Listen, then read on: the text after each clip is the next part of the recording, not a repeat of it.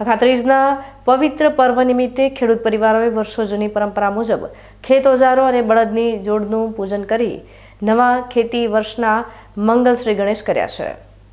આ દિવસે સારા વરસાદ અને સમૃદ્ધ ખેતી માટે ઇન્દ્રદેવની આરાધના કરી ધાનેરા પંથકના ખેડૂતોએ ઉત્સાહભેર અખાત્રીજની ઉજવણી કરી હતી।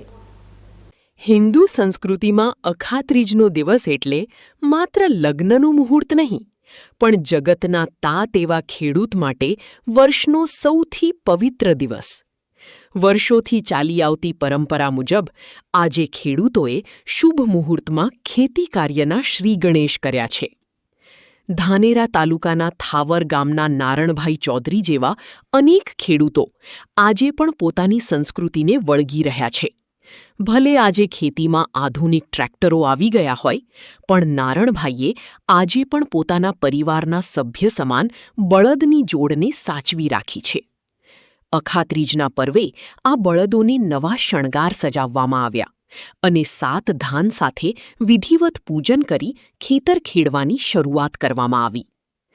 ખેડૂતોનું માનવું છે કે ખેતીની પદ્ધતિ ભલે બદલાય, પણ બાપ દાદાના રિવાજો જાળવવા ખૂબ જરૂરી છે।